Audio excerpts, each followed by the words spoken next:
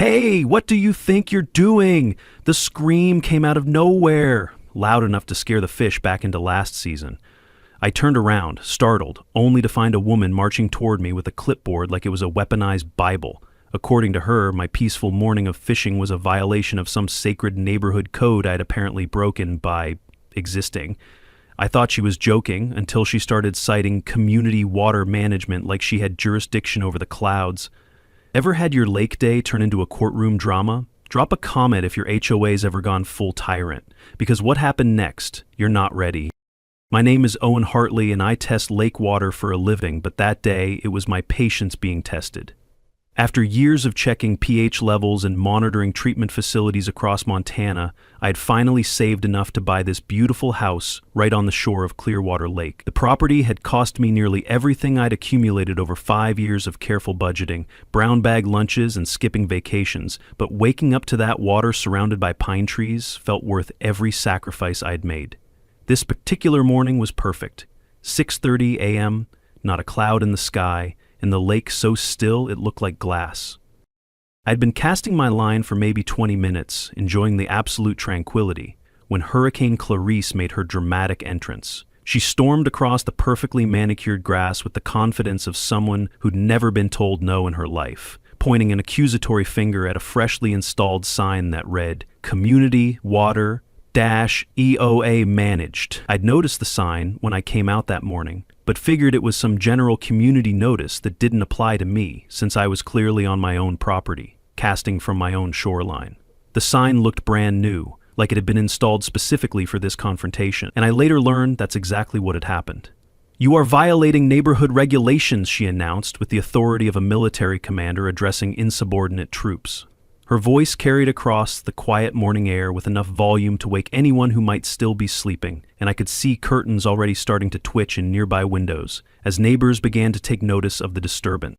"I'm just fishing on the land I bought," I replied, keeping my voice calm despite the aggressive tone she was using and the way she was literally pointing at me like I was some kind of criminal. "This lake belongs to the entire community and is managed by the HOA, she declared, waving her clipboard like it was some kind of royal decree that carried the force of federal law. I could feel my grip tightening on my fishing rod as I processed what she was claiming. That somehow the beautiful lake that had sold me on this property wasn't actually mine to use. The conversation escalated quickly as I tried to explain that I'd bought this house specifically for the lake access, pulling out my property documents from my tackle box to show her the survey lines that clearly indicated my land extended right to the water's edge. Clarice dismissed my paperwork with a wave of her hand that suggested she'd had practice dismissing official documents, saying, "Old papers don't mean anything. I am the president of the HOA, and I make the rules here." The morning sun caught the official-looking letterhead on her clipboard, and I could see she had a stack of what appeared to be violation notices already prepared, as if she'd been planning this confrontation and had come armed with paperwork. The way she positioned herself between me and the water, as if she was physically blocking my access, made it clear this wasn't a friendly neighborhood discussion about community guidelines. "From now on, you are banned from accessing this area.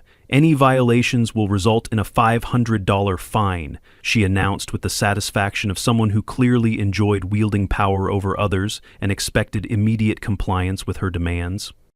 As Clarice prepared to leave, she pulled out her phone with the dramatic flair of someone calling in military reinforcements and began dialing, speaking loud enough for me to hear every word. "Rick, I need you to come here immediately. We have an emergency situation with a dangerous individual who's threatening community safety." The way she emphasized emergency situation and dangerous individual while looking directly at me made it crystal clear that I was about to become the subject of whatever official response she was summoning. I watched her walk away with purposeful strides, already talking animatedly to whoever had answered her call, gesturing in my direction as she spoke, and occasionally glancing back as if she expected me to pack up and flee before reinforcements arrived. The peaceful morning I'd planned had transformed into something that felt like the opening scene of a legal drama, and I had the sinking feeling that this woman was just getting started with whatever campaign she had planned. Something about her demeanor, the practiced authority, the immediate escalation to threats, the way she dismissed my property documents without even looking at them, told me this wasn't her first rodeo when it came to intimidating residents who dared to question her authority. 40 minutes later, I was preparing to cast my line again, determined not to let Clarice's threats intimidate me away from my own property, when the unmistakable sound of a police siren cut through the morning calm like a knife through silk. Officer Rick Stevens pulled up in his patrol car, emergency lights flashing in a way that seemed excessive for what amounted to a property dispute, and I could see that Clarice had been waiting for his arrival, like a general positioning herself before a battle. She'd stationed herself strategically near my property line with what appeared to be a folder full of documentation, and within minutes of the patrol car's arrival, neighbors had materialized from their homes with cell phones already out, recording what was clearly shaping up to be the morning's entertainment.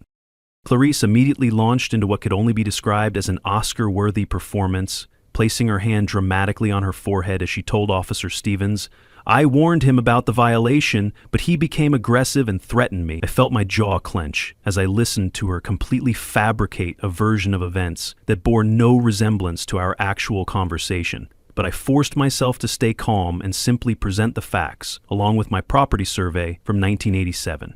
The document was official county paperwork, complete with raised seals and professional surveyor signatures, but Clarice was already shaking her head dismissively before Officer Stevens had even begun to examine it. Clarice lied like she'd practiced in front of a jury, and you'd almost believe her too if you didn't know better. Officer Stevens, a man who clearly took his job seriously after what appeared to be about 16 years on the force, based on the confidence in his demeanor, initially seemed to lean toward believing Clarice's version of events. "Sir, do you have a permit to fish in this area?" he asked me with the professional tone of someone who'd handled countless property disputes and probably dealt with Clarice's complaints before. "I'm fishing on the land I purchased," I replied, unfolding my survey map and pointing to the clearly marked property lines. Clarice immediately interjected with the practiced timing of someone who'd interrupted official proceedings before. "The lake doesn't belong to anyone. This is community property managed by the HOA for everyone's benefit." Officer Stevens examined my documents with the thoroughness of someone who understood the importance of getting property disputes right, and I could see his expression shift from stern authority to genuine confusion as he studied the boundary lines. The morning was getting warmer, and I found myself gripping my fishing rod tighter as more neighbors gathered to watch this unexpected drama unfold in their usually quiet community, most of them recording with their phones as if they expected this footage to end up on the evening news. I felt like the opening act at a courtroom circus I never auditioned for. Officer Stevens continued examining my property map, and I watched his professional demeanor gradually shift as he processed the conflicting information and began to understand that this situation wasn't as straightforward as he'd initially been led to believe. "Ma'am, according to this survey, his property line does extend to the water's edge," he said, his tone becoming more measured as he realized he'd been called to mediate a civil dispute rather than arrest a trespasser. Clarice's response was immediate and sharp, delivered with the indignation of someone whose authority had never been questioned in public. "That old map is wrong. The HOA has authority over all common areas, and the lake is clearly a shared community resource." But Officer Stevens was clearly beginning to see through her claims, and his next statement would prove to be a turning point in this entire confrontation. "Ma'am, this wouldn't be a common area if it falls within his established property boundaries according to official county documentation." The confrontation reached its peak when Officer Stevens delivered what amounted to a professional warning that carried the weight of actual legal consequences. "Ma'am, calling police with false or misleading information can result in citations for misuse of emergency services." I could see Clarice's face turning red with a combination of embarrassment and rage, as she realized that her attempt to use law enforcement as her personal enforcement tool wasn't working out the way she'd planned. Her voice rose to a level that probably woke up anyone in the neighborhood who'd managed to sleep through the earlier commotion. "This is outrageous. I am the HOA president, and this man is destroying our community values." Officer Stevens maintained his professional composure, but I could see that he was clearly annoyed at having been manipulated into responding to what was essentially a civil dispute that didn't require police intervention and certainly didn't constitute the emergency Clarice had reported. As Officer Stevens prepared to leave, he reminded both of us that property disputes should be handled through proper legal channels rather than emergency services, and I felt a small surge of vindication that at least someone in authority had recognized that Clarice's claims weren't adding up to anything resembling criminal activity. As the patrol car drove away, Clarice stood in the middle of the gathered crowd, her face flushed with anger and what I suspected was her first real taste of public humiliation in quite some time. She turned to address the assembled neighbors with the fervor of a politician at a rally who'd just been heckled by the audience. "You will all see how I handle people who think they can disrespect our community." Then she pointed directly at me with the dramatic gesture of someone delivering a threat in a courtroom drama and declared loud enough for everyone to hear, "You think you've won something here? I'm going to show you exactly who runs this neighborhood." The crowd began to disperse, but I could hear whispered conversations and caught glimpses of people still recording with their phones, and I realized that this morning's confrontation was probably going to be dissected and discussed throughout the community for days to come. The next morning brought a sight that would have been comical if it weren't so infuriating. 5 violation notices plastered across my front door like decorations at the world's most petty party. I stood there in my bathrobe, coffee mug in hand, reading the most absurd collection of infractions ever assembled. Apparently my mailbox was too green, my lawn too tall, and worst of all, I hadn't filed an activity impact assessment, whatever that is, $1,300 in fines for nonsense that made parking tickets seem generous. The level of pettiness required to measure individual blades of grass and compare paint color codes was honestly impressive in its dedication to harassment. And I had to admire the sheer audacity of someone who thought they could intimidate me with made-up regulations. My response was probably exactly what Clarice was hoping to avoid. I grabbed a measuring tape and spent 20 minutes conducting what appeared to be a forensic investigation of my own lawn. I made sure to wave toward Mrs. Johnson's doorbell camera as I called out, "Can someone please explain how to tell the difference between forest green number 2 E7D32 and forest green number 2 E7D31? Do I need FBI forensics?" The absurdity struck me as so ridiculous that I couldn't help but find it entertaining, even though I knew Clarice was deadly serious about her power trip. It was during this impromptu performance that Dot Palmer, a 71-year-old woman who'd been watching from her porch with obvious amusement, decided to walk over and introduce herself. Dot had the kind of straightforward manner that comes from 7 decades of not putting up with nonsense, combined with the sharp intelligence of someone who'd been observing neighborhood politics longer than anyone else in Clearwater Heights. "This woman has been terrorizing this neighborhood for 3 years, she said without preamble, and you're the first person who's had the guts to stand up to her ridiculous power games." She listed case after case, Mrs. Brittany's Christmas lights, the Martinez garden, and dozens more. One clipboard, countless threats, and a community too afraid to speak.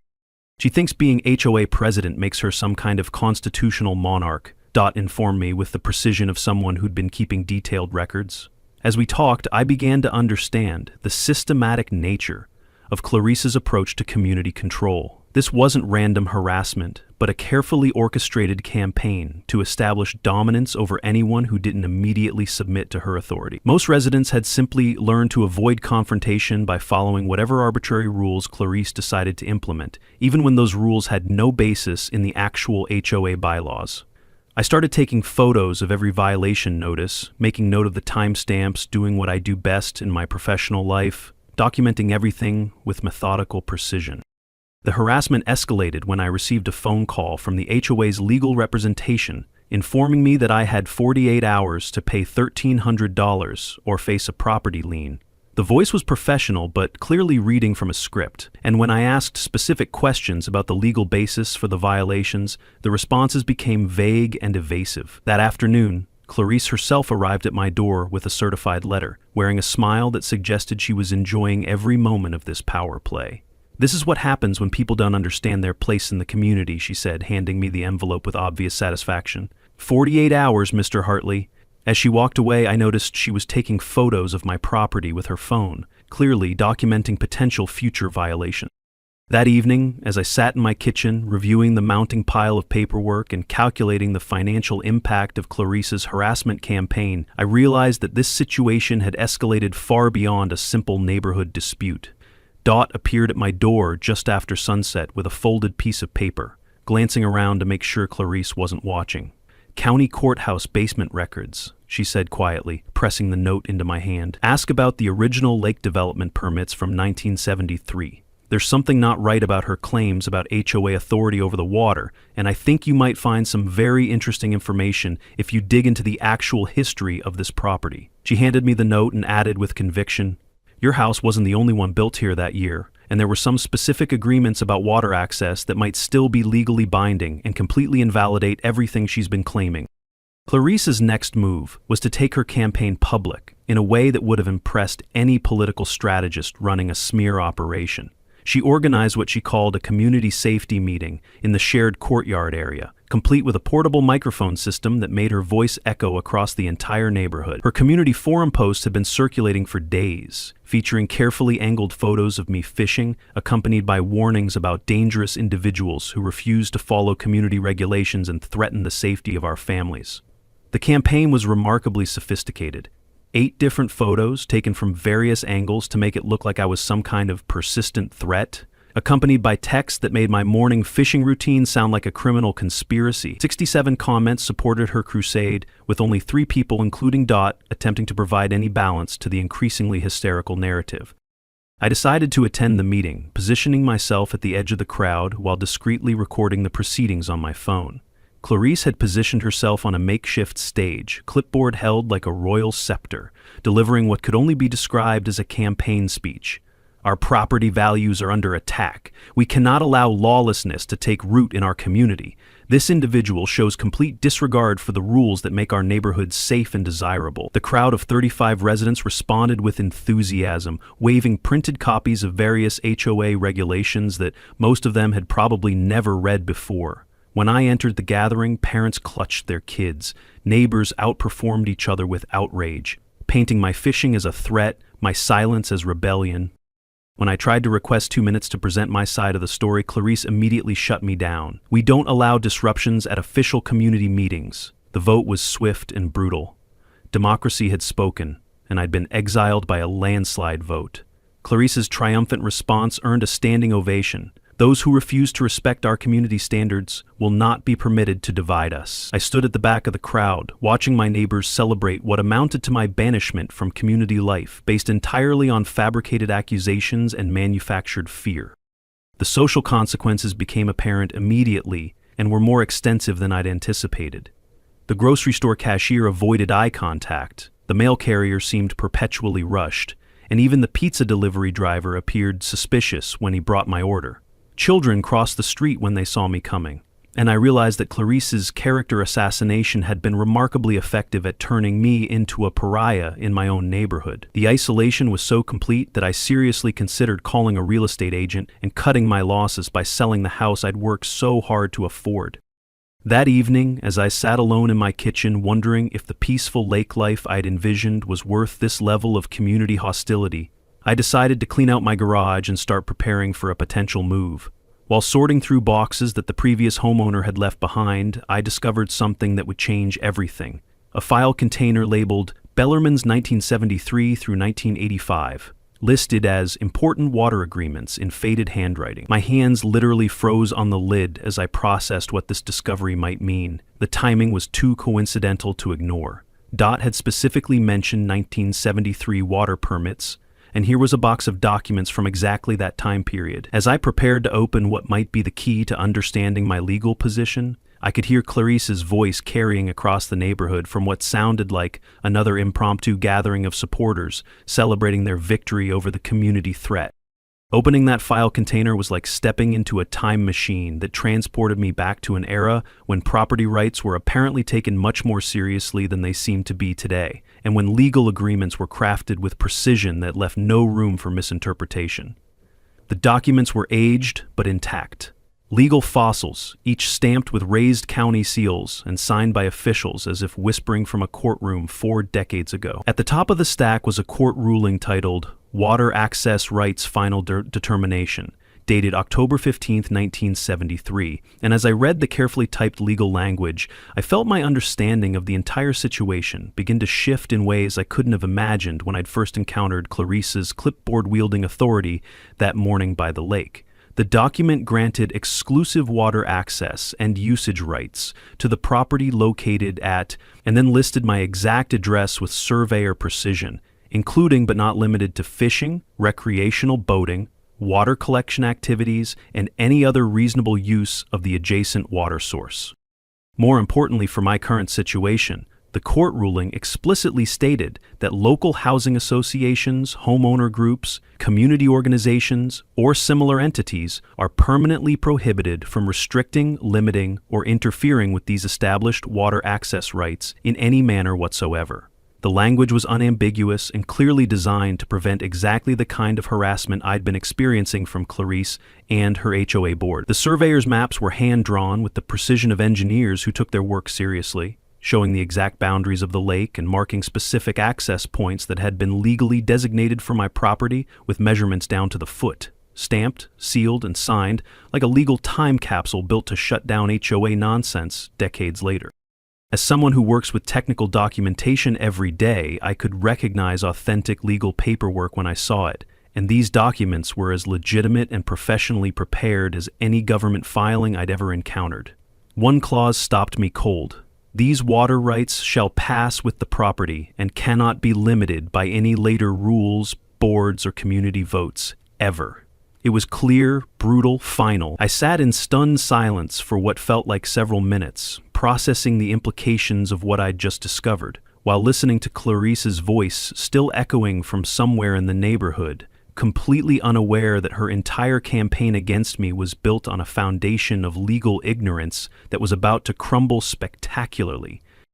My next move was to call a colleague who specializes in environmental law and property rights, and his reaction to the documents I described was immediate and enthusiastic in a way that confirmed my growing suspicion that I'd stumbled onto something significant. "Owen, these are absolutely bulletproof from a legal standpoint," he said after I read him the key passages over the phone. "You don't just have fishing rights, you have exclusive control over water access for your property that predates any HOA formation by more than a decade.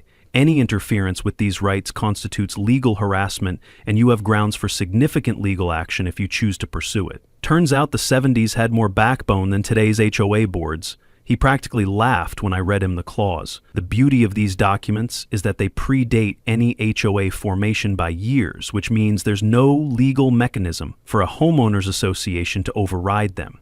You could actually exclude other residents from the water entirely if you wanted to exercise your full legal rights.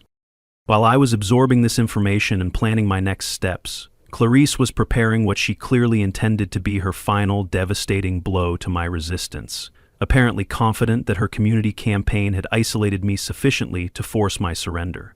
A certified letter arrived that afternoon, delivered with the ceremony of a legal document that was supposed to intimidate me into complete submission and end this dispute on her terms. The letter had belonged to her husband's law firm, which explained the professional appearance, and the language was designed to sound as threatening as possible. "Our client has suffered severe emotional distress and community disruption as a result of your continued harassment and illegal activities. You are hereby notified that continued water activities on community property will result in immediate legal action, seeking damages of $30,000 for harassment, property devaluation, intentional infliction of emotional distress, and violation of community standards."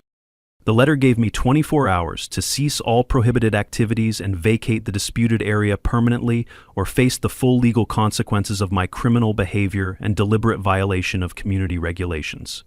Reading Clarice's threat letter while holding the 1973 court documents was like watching someone threaten to arrest a police officer.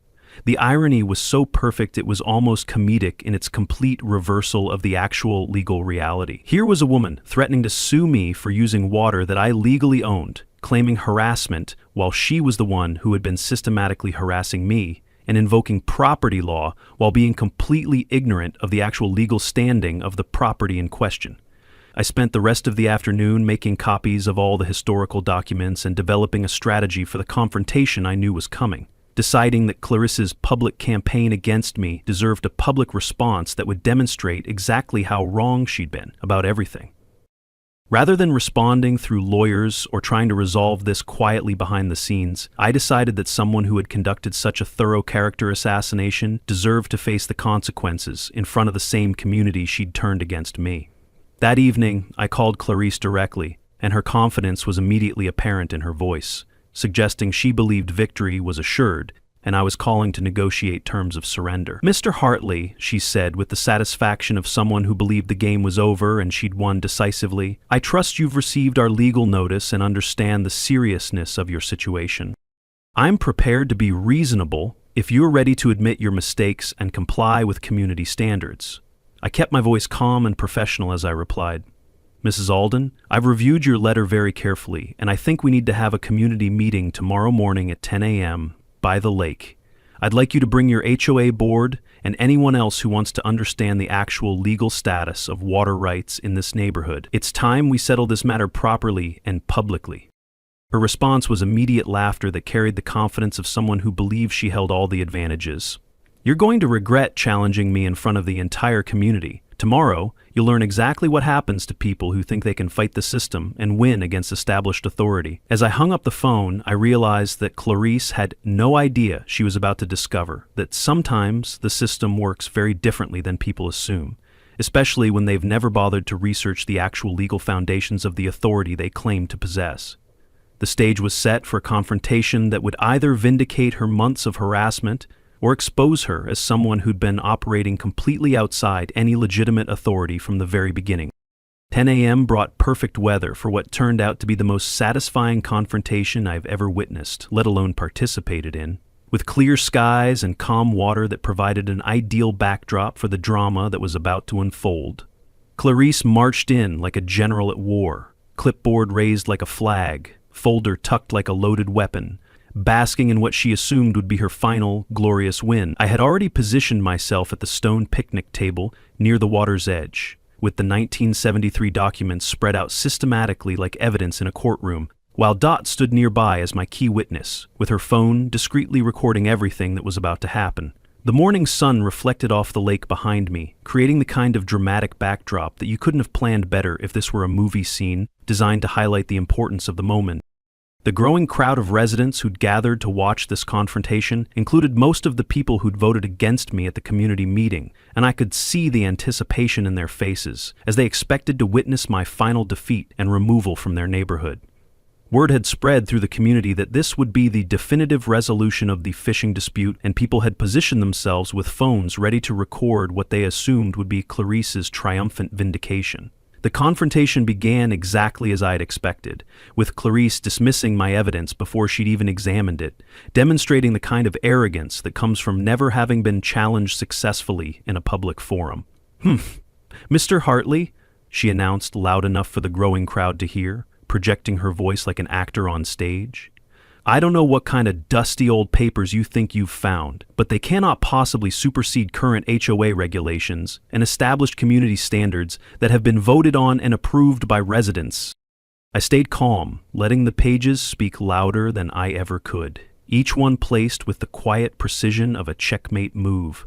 This is the official county survey from 1973. This is the court ruling granting exclusive water access rights to this property. And this is the property transfer document showing that these rights automatically transfer with ownership and cannot be modified by subsequent community organization. Officer Stevens, maintaining the same professional demeanor from our previous encounter, examined each document carefully, while Clarice grew increasingly agitated that her dismissive approach wasn't working and the crowd was beginning to pay attention to details rather than simply accepting her authority. "These appear to be legitimate legal documents," he said after checking the authentication seals and comparing them to the format of official county paperwork he'd seen in other property disputes, "and if they're valid, then the HOA would have no legal authority over water access for this property." Word spread through the neighborhood faster than wildfire, and within 20 minutes we had an audience of more than 20 residents, with phones recording from multiple angles and children on bicycles forming an outer ring around the adults who were trying to understand what was happening to their community power structure. She cycled through every stage of power unraveling, first shouting, "These ancient papers don't matter, our rules are law here." Then came the bargaining, the bluffing, the panic. When those tactics failed to derail the presentation of evidence, she moved to personal attacks designed to discredit me rather than address the legal facts. "This man has been harassing our entire community since the day he moved here. He's the real threat to our safety and property values."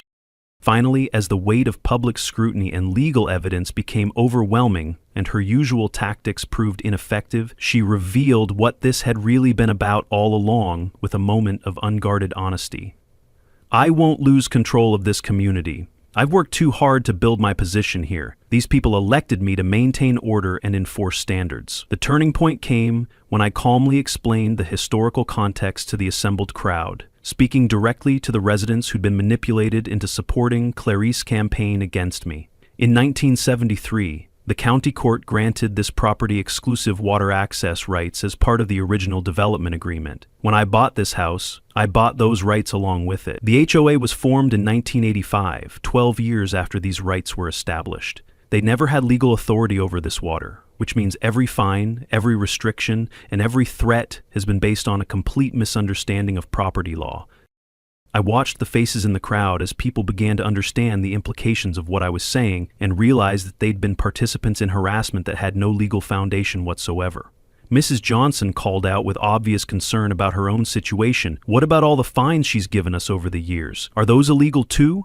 Mr. Peterson added with growing anger, "She made up half those rules anyway. I've been paying fines for violations that don't even exist." Even some of the HOA board members began distancing themselves from Clarice, as they realized they'd been unknowingly participating in harassment based on non-existent authority and potentially exposing themselves to legal liability. Officer Stevens provided the final authoritative statement that sealed Clarice's fate and validated everything I'd been claiming. Based on these documents, Mr. Hartley has legal water rights that predate HOA formation by more than a decade. Mrs. Alden, your association has no jurisdiction over his water usage, and any attempts to restrict legally established property rights could constitute harassment under state law. The crowd's murmur grew louder as residents began connecting the dots about years of arbitrary fines and fabricated violations. And I could see the power dynamic in the community shifting in real time. I decided to offer one final opportunity for reasonable resolution that would allow everyone to save face. I'm not interested in excluding anyone from enjoying the lake. All I want is for my bogus fines to be voided and a public acknowledgement that I've been treated unfairly based on incorrect legal assumptions. Otherwise, I'll have no choice but to exercise my full legal rights to control water access entirely, which could affect many of your property value. Clarice's response was exactly what I expected from someone whose entire identity was built on never admitting mistakes or showing weakness in front of the people she'd been controlling. "I will never admit I was wrong. These people need strong leadership, not someone who caves to every troublemaker. Sue me if you want, but I will not back down from my principles." As she stormed away from the crowd, her face red with humiliation and rage, someone called out, "Emergency HOA meeting tonight," and I knew that Clarice's reign of neighborhood terror was about to come to an end in the most public and decisive way possible. The emergency HOA meeting that evening broke every attendance record in the community's history, with 31 households represented in a community center that had never seen this level of civic engagement or raw emotion from residents who'd finally reached their breaking point. Clarice entered the packed room to an atmosphere that was markedly different from her previous triumphant community gatherings. Instead of supportive applause and respectful attention, she faced hostile stares and whispered conversations that stopped abruptly when she appeared. The energy in the room was electric, with the kind of tension that builds when people realize they've been manipulated and are ready to take action to correct the situation. Her attempt to control the narrative and maintain her authority was immediately shut down by residents, who were no longer willing to be intimidated by her manufactured authority and had finally found the courage to speak up.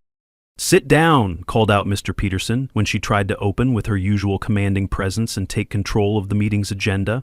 "You've lied to us for years," added Mrs. Martinez, her voice carrying the anger of someone who'd been directly targeted by Clarice's harassment campaign. And I realized that the community was experiencing a collective awakening about the extent of Clarice's deception and overreach. Dot Palmer, with the dignity of someone who'd been waiting years for this moment of accountability, presented the motion for a vote of no confidence in the current HOA leadership with the formality of someone who understood the importance of following proper procedures even while conducting a revolution.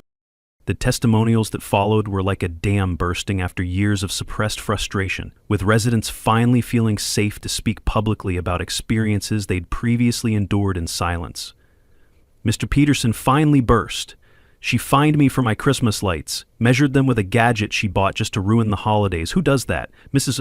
Martinez added her voice to the growing chorus of grievances. She tried to drive us out of the neighborhood with fake violations about our vegetable garden, claiming it violated aesthetic standards that don't exist anywhere in the actual HOA bylaws. A young father I'd seen at previous meetings said with obvious relief at finally being able to speak freely. My kids were afraid to play outside because of her arbitrary rules and constant threats about violation fines for normal childhood activities.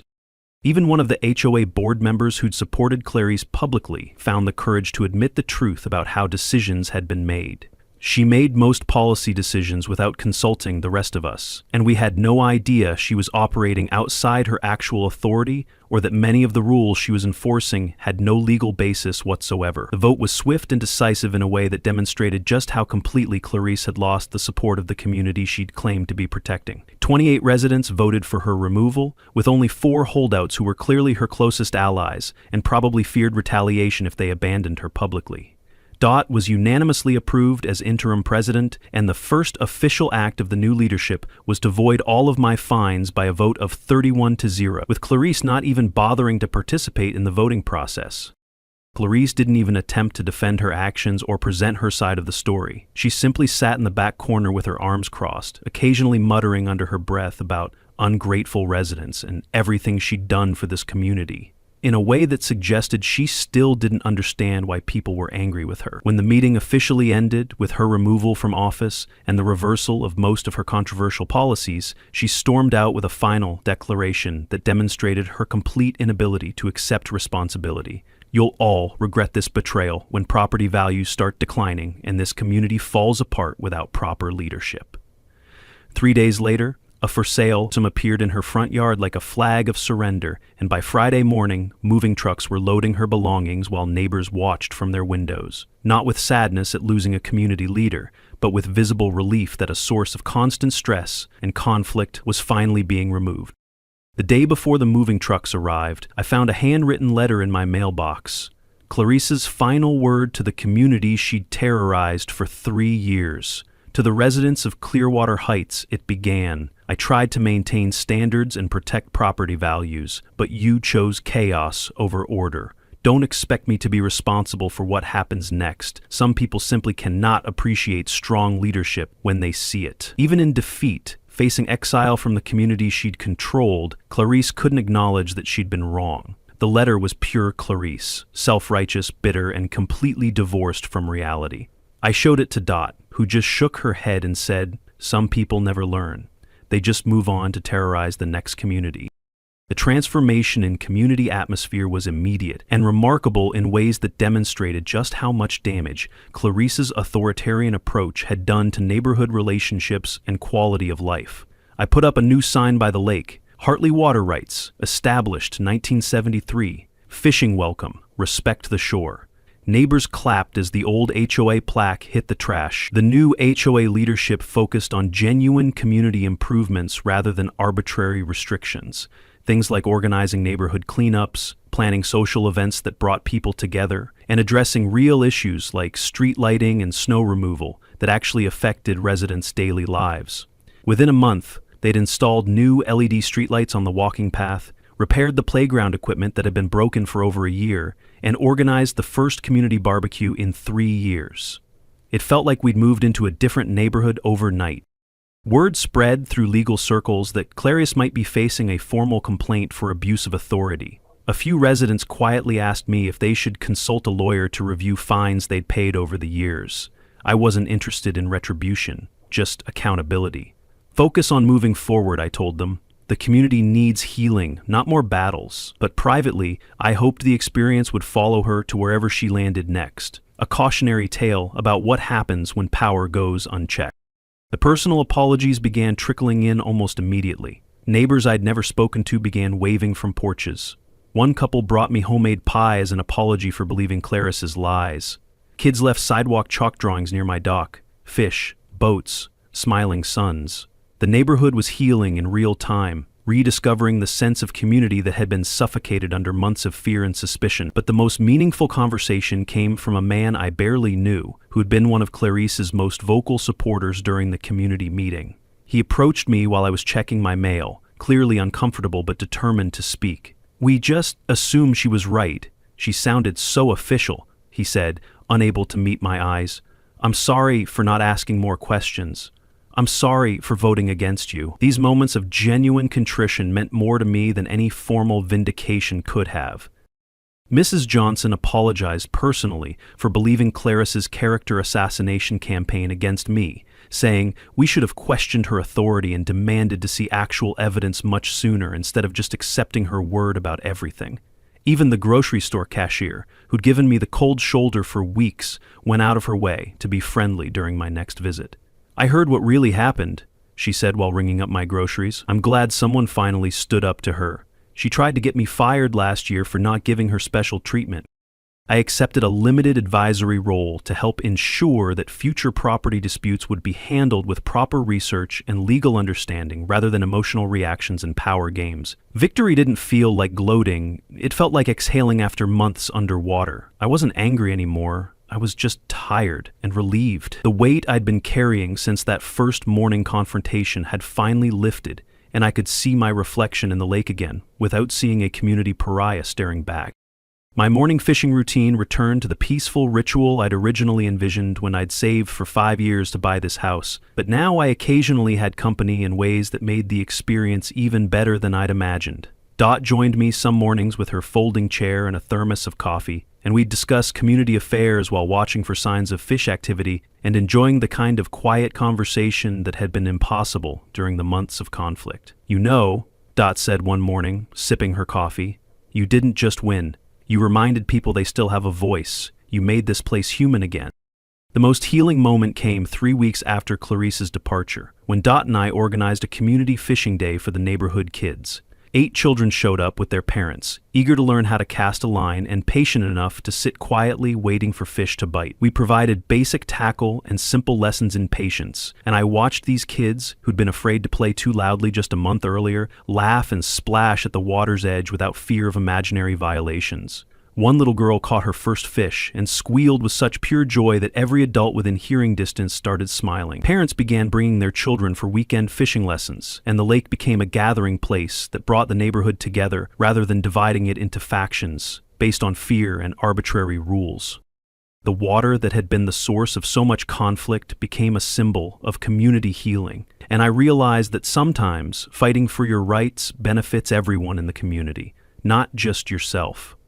On quiet mornings, when the lake was perfectly still and reflected the sky like a mirror, I'd think about how different things might have been if I'd simply given in to Clarice's demands instead of standing up for what was legally and morally right. The final chapter of this story came in the form of a phone call that arrived on a Tuesday morning while I was enjoying my peaceful fishing routine and reflecting on how much had changed since that first confrontation months earlier. "Mr. Hartley," said the voice on the other end, "this is Meadowbrook HOA in Billings. We heard about your situation with Mrs. Alden, and we have a president here who's remarkably similar to your former neighbor. Several families have moved away because of harassment and arbitrary fines, and we're wondering if you'd consider consulting with us about how to handle this kind of situation." I looked at my fishing rod, then at the calm water where I'd found both conflict and resolution, and realized that my experience might be valuable to other communities facing similar problems with power-hungry board members who operated outside their actual authority. "Let me call you back this afternoon," I replied, watching a family of ducks paddle peacefully across the water that had once been a battleground. "I think I may have found a new purpose that combines my professional skills with community advocacy." 6 months later, I found myself advising HOAs across Montana. Turns out how to handle a power-drunk president made one heck of a popular workshop. The last I heard of Clarice Alden, she had moved to Phoenix and immediately joined a new HOA board, presumably ready to continue her campaign of neighborhood domination in a sunnier climate where she could start fresh with residents who didn't know her history. But here in Clearwater Heights, the lake remains peaceful, the community has learned the value of questioning authority and demanding actual evidence before accepting claims, and my morning fishing routine continues to provide the tranquility I'd originally sought when I'd saved every penny for 5 years to buy this house. Sometimes, the best victories are the ones that teach everyone involved something important about standing up for what's right, even when it's easier to just go along with the crowd and avoid confrontation. And if you're dealing with your own HOA nightmare, remember that knowledge is power, documentation is your best friend, and sometimes the person who seems to have all the authority actually has none at all. They're just counting on you not knowing the difference between real legal authority and manufactured intimidation designed to make you surrender rights you never should have given up in the first place.